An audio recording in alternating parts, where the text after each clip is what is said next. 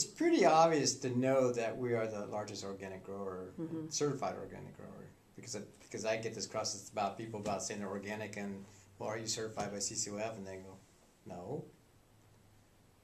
Well, what are you following then? Because that's another open book. But I did speak at the conference only by invitation for behalf of the vintners at the CIA regarding the difference between biodynamic,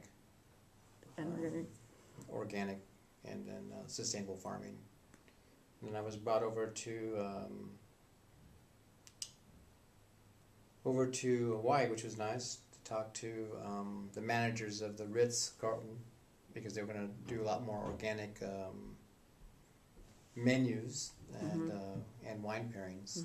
I was over there for their Christmas function a year ago. We do have some conventional ranches, is a good example, and that are not organic, and the good example is spider mines. When we have spider mine farms, and Mark's all for this, I would rather release the predators than spray something.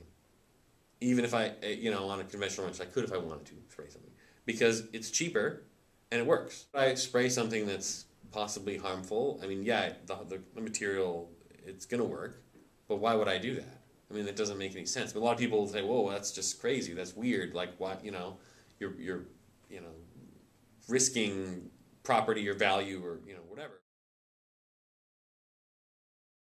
Well, it's interesting because when I was Zachary's age, 12 or younger, we used to water vines a little differently. Actually, it was before I was 12, probably more like 8, 9 years old. It was all done by water truck. There was no drip irrigation. Everything was pretty much dry farmed. And in about 71, my dad installed, probably one of the first farms installed drip irrigation. It's not quite like what it is today, but it was a drip irrigation system.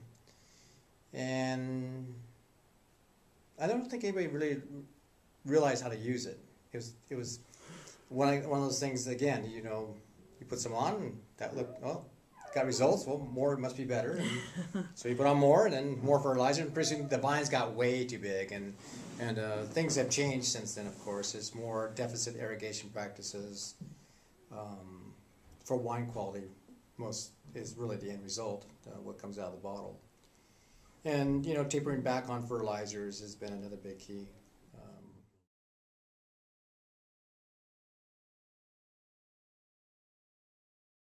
Basically, farming methods to prevent or heal creeks and streams and rivers. Keep fish. Having buffers. There's a whole list of requirements. It's pretty straightforward though. Most of it's pretty. It's all common sense stuff. Prevent erosion. Prevent. Know what you're doing and that sort of thing. But it's a good program. But the best thing is just not to go bonkers with planting. I mean, so we haven't. Like I said, a lot of our stuff, some of those ranches we have our hillside are in fish-friendly farming, which is a great program. We've done 2 or 3 creek restoration projects, which are great removal of invasive species and replanting of native to help the fish and amphibian populations of take out some of the eucalyptus, the nasty things, the giant reed. It looks like bamboo. Back 25 years ago, I would have never thought I could farm organically in Canaris or Howell Mountain, where these, when you have other pressures, mildew pressures that are extremely high, or different type of insect issues and spray regimes because of the wind, like down in Canaris, that you can pull this thing off. And you can actually pull this off. You can actually grow organically and be very successful doing it without a thought.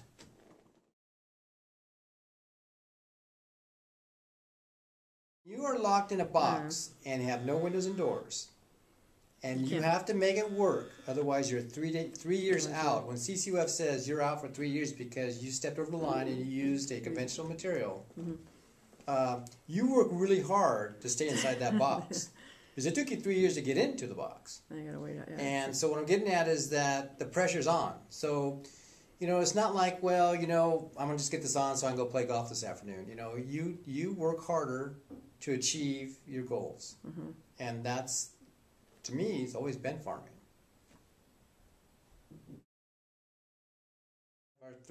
Almost 300 chickens now. Wow. Pretty close. Quite a few. And actually, those are my weed control during the wintertime. Bugs too. They eat Like, bugs. yeah, They do my weed control. They fertilize. We sell the eggs to some restaurants and some local markets. And we put up some organic peppers. I don't know, there's probably 12, 15 different peppers. Spice. It's very the amount of work my wife goes through to do that is amazing, because you gotta put them on the barbecue, you dehydrate them, you mix them, and it's a big process. But she enjoys it, and the kids are involved in that as well. I don't know how many more little projects we want to get into, but Mark's winery, he has a compost pile. Stuff the winery waste, the pumice and stuff goes. That's part of that, along with the, you have to clean the beds of the chickens. That'll be, turned several times, and then, he just started it, so we haven't put any out yet. But it's, like a 2-year process to really compost something. Sure, so, right. Once it's ready, then it's... What about vine clipping? And usually either mowed in or so distant. you just left down on the ground. Yeah, we have a distant, big flail mower, okay. and it chops basically everything up to, wood chip size. And it